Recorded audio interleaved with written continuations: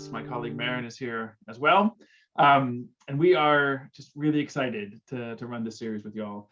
We're starting each session with sort of 1 minute of framing around how we think about this topic, and use the minutes to ground yourself, kind of spotlight and think about some of the young people that you're working with or caring for, and be present for the time that we have so you can make the most out of the experience. I know there's a lot going on around these 20 minutes. We hope this series can serve as a moment for you to pause, to reflect, to feel the power of this amazing element of your work and care for young people in your lives, and to return with a little extra energy, a little extra excitement, and a couple more tools in your toolbox. The caring adult relationship serves as the most protective factor in a child's resilience. And this vital connection is something we all have the power to nurture and harness. It's the greatest skill set we can develop. And the best thing about it is there's no equipment, facilities, or curriculum needed. And though we can't always see the impact of love, we have to believe it matters. Each vital connection that we will explore is not just a young person's wants, it's really a need. Wants, we think of as implying something you can say no to, and a need is like water. You have to have it. Without it, you won't survive. And when we meet a young person's need, we do something vital for them. So for each session, we'll share one story, talk briefly about how this particular vital connection ties into resilience, and then share some of our favorite, hopefully practical and also interesting ways to forge this vital connection. So, story first. In 2005, I was working on a project supporting a number of youth-serving organizations that were all doing work in communities in southern Thailand that were heavily affected by the tsunami in late 2004.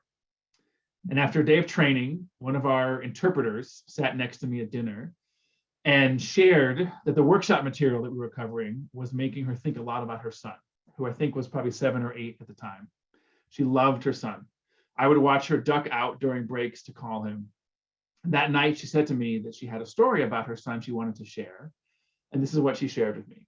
She said that earlier, maybe it was that year, the year before, her son returned from school one day, visibly upset. And she asked him about his day. And he said, "Something happened today in school, and I want to tell you about it." She was nervous, but determined to do everything she could to reassure him. So she encouraged him to share his experience. And then he said, "Mom, before I tell you what happened, I have some questions. Is it true that before I was a boy, I was once a sperm?" This was not the question that she was expecting. Lost for words, she simply said yes. "Mom," he went on, "is it also true that when I was a sperm, I was not the only sperm?" Not knowing what else to say, she again said yes. "Okay," he said, "I have one more question." By this time, I think she was probably close to panic. "Mom, is it true that when I was a sperm, we had to swim?" She was completely dumbfounded. All she could do was nod, and again, she said yes. Seemingly satisfied with these answers, her son finally appeared ready to tell the story of what actually happened that day. "Mom, something happened in school today, and I hope you won't be upset." With that, he began to cry. "We had gym class, and there were relay races. I tried so hard, but I lost every single race." Still confused, she tried to comfort him and tell him that it was okay. Wiping away his tears, he said, "I know, Mom, but I just need you to know that once I was the strongest swimmer." Thanks, Lou. Really tease that up well, the sperm story, which is how I think of that story. Our skill for today really revolves around this idea of belief. And belief means a lot of things. And when we think about it in terms of our vital connection work, we really think about it as believing the young person can succeed. That's both the caring adult believing the young person can succeed, and also the young person believing that they can succeed. And it highlights the story really pulls out and highlights an important aspect of belief, that there's this inner voice in all of us that really, if we think about it, is constantly talking to us. It's helping us manage our life, interpret situations, changing our perspective, helping us deal with things that come at us. We can call it self-talk, especially in the sport world, we call it self-talk a lot. It could be the coach on the shoulder. For some people, it's that gut intuition, that thing telling them, go here, do that. But it's a voice we hear really when we're confronting challenges and in some of the adversities that we face. The voice may be saying to us, you got this, you can do it, you're enough. But the voice could also be saying, you don't got this, you can't do it, you're not enough. And it's really powerful. It guides a lot of our actions and behaviors. In the story, the boy, he's got this really bad day, seriously, a set of failures that face him. And somewhere in between talking to his mom, he's able to literally reframe and rewrite his stories. He's talking to her. I mean, he turned it into a story of success, literally 1,000,000 to 1 odds he succeeds. So we think about resilience. We think about belief in terms of resilience. And resilience has really 2 main elements that we have to consider. One is this external. And external resilience comes from all the things around us relationship-wise. We can think of it as positive childhood experiences. All 7 of those encompass community assets, resources, of course, people, supports in our lives. And then these internal assets, they could be the stuff you're born with, or just your mindset, your temperament, the strengths that you identify within yourself. But these things are constantly at play with each other, these external and internal. They have a push and pull force, and they can add on. Externally, you can add on to the internal voice that a young child feels. Some of our best and most important work is to really positively impact a young person. For some of our young people, their negative belief system about themselves is so very negative. It's devastating. Kids are walking around with 2 books of evidence. We like to call this metaphorically. One book is all the things they are. I am, and you can fill in the blank. I am strong, I'm smart, I am kind, I'm a good teammate. And then they're also walking around with a book of evidence. And I call it evidence because these are facts that young people believe about themselves. They have a book of evidence of the things that are negative, that they aren't. I'm not smart. I'm not good at. I'm not a great teammate. I'm not responsible. And this is the thing, and this is the work that we got to take on. We have the ability to influence that inner voice. Our voice can help influence their inner voice. So that external starts to influence the internal. Could we rewrite a whole chapter in that book of I am not, or we aren't? Could we add pages and even chapters and volume to the book of I am? And I'm not talking about false flattery or praise, because we are talking about evidence. Can we provide intentionally evidence that these young people need to know that they are? And Lou's going to give you some examples. We talked about last week, last session, the idea of getting to know that young person's story about themselves. And I think this connects really closely to that. The first thing we offer as a practical approach to this is to really lean into what their voice is saying. These little voices are multi-layered, they're complex, and they can be intense. It can be very difficult to hear a young person say such negative and kind of absolute things about themselves. I can't do this, I'll never be able to do this, I'm stupid, I suck at this. And for many, including myself, the tendency is to jump in quickly if we hear this, if we get a little glimpse inside that voice, and counter those statements. Of course you can, you don't mean that. That's well-intended encouragement, but it may not really land with much impact. In some of these circumstances, what a young person may need is a curious approach that lets the 2 of you explore what's really going on for them. And when they make this statement, we can inquire. What do you mean when you say that? That sounds like you really think you can't do this. Do you mean right now or all the time? Why do you feel so strongly about this? What do you think makes you think this way? What would it look like to try on a different statement about yourself? We aim to replace the sort of quick and positive response of encouragement, and it's still good to have that, but lean into a more curious inquiry instead.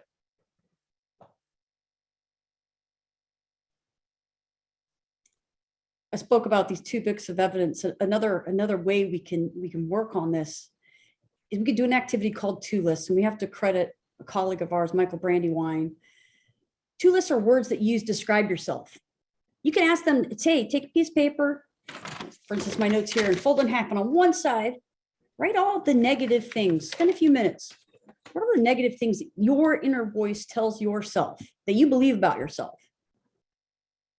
And flip the sheet. On the other side, write all the words that positively describe who you are, Spend a few minutes really thinking about that. A group that we've worked with for about 10 years in Rwanda called Kids Play International, they did this exercise at their all-girls Camp United. And they took the list of negatives and they asked them to rip it in half. And they said, all right, tear it up and throw it away. And this one girl said, can we burn it? And so they did that. They put a big stockpile together. They burned all these negative lists to say, we're going to hold on to the positive and let go of the negative.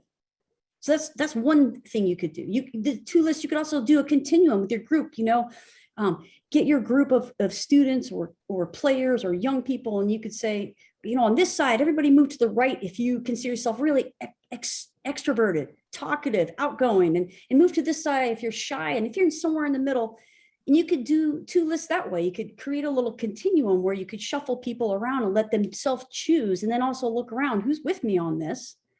And then you could decide as a group, hey, let's pull some of the things that we really want to work on and pick a few things that we could do as a group to be better at and get better at these words. And again, providing them the evidence of where those words show up. So the third exercise or approach you want to offer is around role plays. I think when done well, they can be really effective, and they play a particularly, I think, crucial role in skill building and getting ready for hard situations. We teach young people about what they're going to confront that's hard, what to do. We don't always give them a chance to actually practice those situations, and making hard choices is hard, but making them with action and being able to actually see them through is a skill in and of itself. So it's one thing to know kind of what you need to do in certain situations, like how to ask for consent, to tell your friend that you're not going to get in a car with them if they've been drinking, to tell a friend or even a stranger to stop teasing someone. It's another thing to have practiced saying the words out loud and navigating the dialogue that comes with these difficult and really crucial situations. So we think of these sort of voice on the shoulder role plays where two people get to play out a scene, but you bring in another person to stand behind one of them or both of them and share out loud what may be going on inside while those two people navigate the actual exercise or the situation that they're in. Maybe they're sharing some inner dialogue.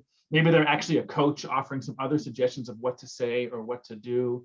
It's one of the best ways we've seen to explore and tap into, here's what I'm saying, here's what I'm doing, but actually here's what I'm thinking. And these thoughts are propelling me through the situation positively, or I'm getting stuck. And it also promotes tremendous collaboration between peers to help each other out and to navigate that. And it's one of the best ways we've seen to bring that inner voice, that voice on the shoulder, into the room, help it have a real presence, and work on it together. Lou and I have a running joke, a little laugh, that the inner voice, the self-talk, if you're a person walking down the street and you don't have your phone on you and you don't have your earbuds in and you're talking to yourself out loud, well, people are going to be doing wide veering around you. That's crazy. You can't be talking to yourself out loud in the middle of the street. You can't be a young person walking to the school bus having a self mantra out loud amongst your peers listening to you. We don't encourage that kind of self-talk. But you know where we do encourage that kind of self-talk? In sports. And so one of the ways that we think you can activate this belief, this self-talk piece, is in the world of sports and competitive play.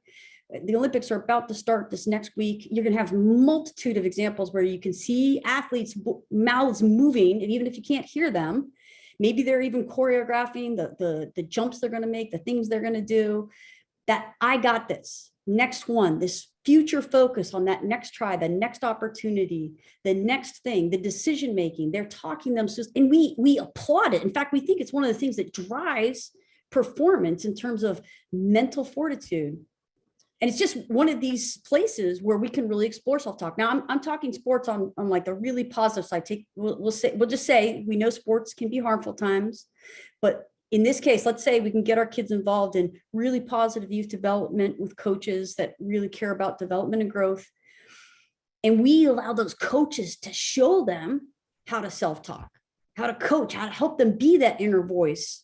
Because in sport, it's a wonderful thing. A lot of kids fail. There's only one winner at the end of the season, but there's all these opportunities to practice stress And to learn that, hey, we all go through this and we can measure this progress. We can see this, that self-talk that I can handle this next thing. I can do this next thing.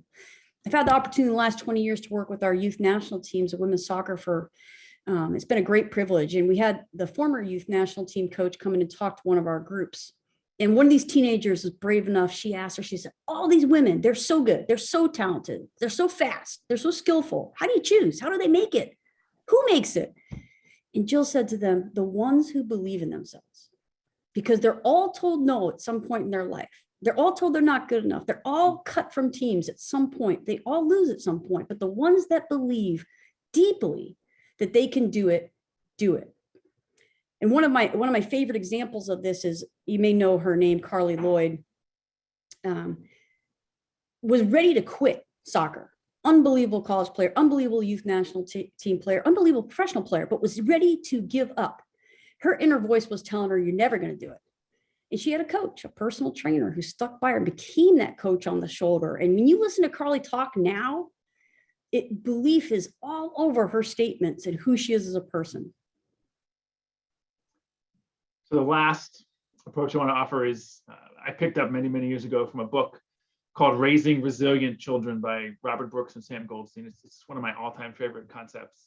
And the authors talk about that, the idea that it's metaphorically so many children spend so much of their time swimming in a sea of inadequacy. And what they really need is to find an island of competence, something they're good at, so that when they face something new or challenging, they have something to reference that reminds them that they're skillful, competent, capable, and know what it feels like to return to and use a strength.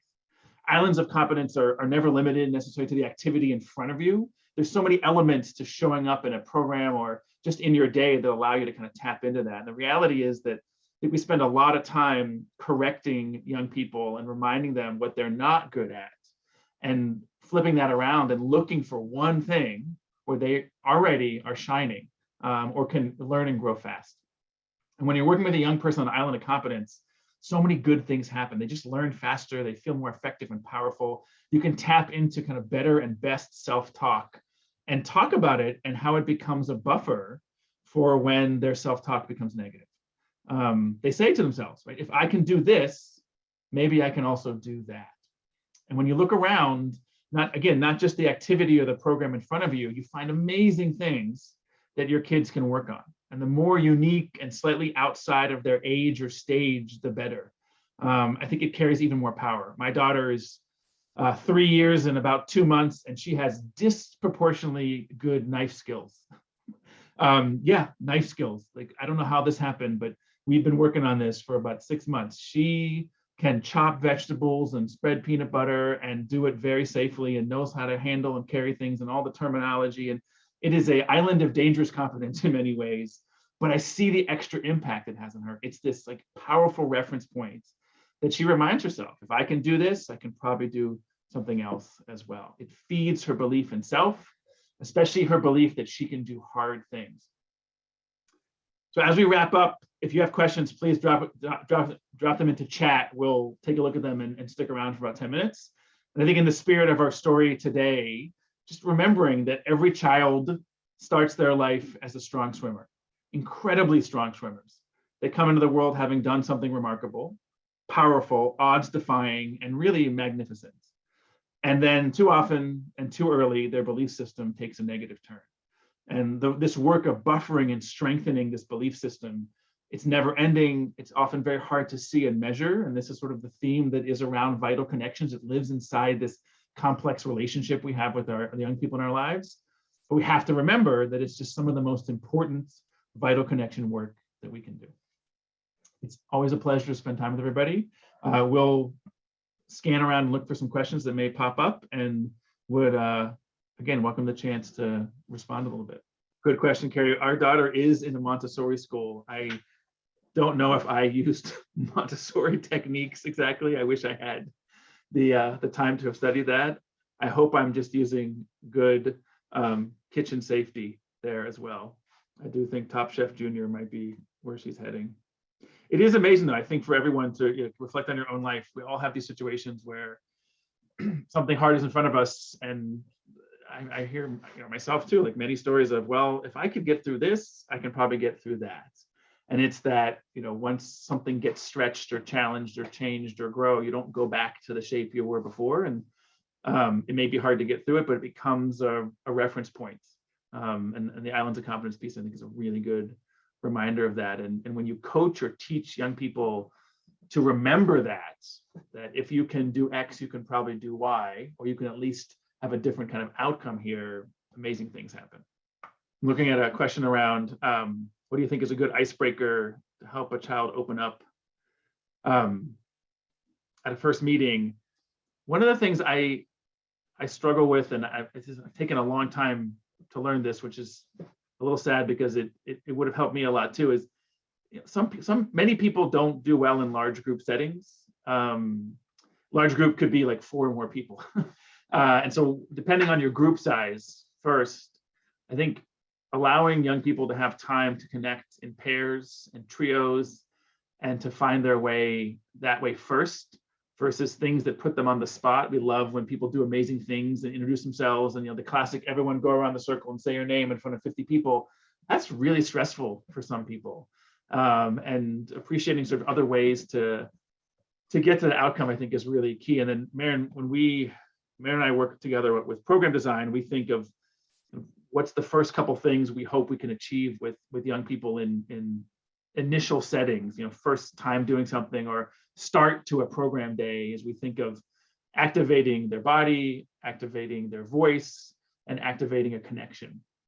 And not all that has to be in front or visible by everyone else. So voice doesn't mean each person needs to have said something in front of everyone else. It means that for some young people, their day is a day of silence, and silence is a strategy to be safe. Silence is something that is needed to get through their day, and finding your voice can be hard. But knowing that you can shout and share and speak, even if it's to the sky without anyone hearing what you're saying, matters. Moving your body and having control over it makes a big difference. And so doing things that allow for simple and meaningful and big movements that let you start to kind of claim your space, your physical space. And then we always, because we believe so strongly in relationship, is engaging in connection. Whether that's informal time and sort of getting started and finding ways to help people connect, or as the leader of a group, forging tiny little bits of connection, whether it's just calling out each person's name and greeting them, or finding ways to have little moments with them or with each other that they can find. But to create a space that allows people to find their sweet spot in an experience, I think that sort of finding a place for your voice, finding a place for your body to claim its space, and finding that connection, those are 3 good elements that we often rely on as, it's not exactly like an actual icebreaker, but it's criteria that we use to determine whether the beginning of something is off to a good start or not. Yeah, for anyone who hasn't looked at this, there's been this awesome movement as the ACEs and the adverse childhood experiences work has evolved and become much more public. There's been some really compelling research in the last couple of years to sort of, let's look at if those are the adversity experiences that children experience that sort of set them, kind of disrupt development, what are the things that counter that or that become kind of the positive inputs? And so the PCEs, or the positive childhood experiences, are amazing to look at for research. And it's impossible not to see the threads of relationship and connection that are in there as well. All right, well, thank you all really very much. We appreciate it. Have a good rest of your evening, afternoon, or morning, wherever you are. We'll see you next week, hopefully. Take care.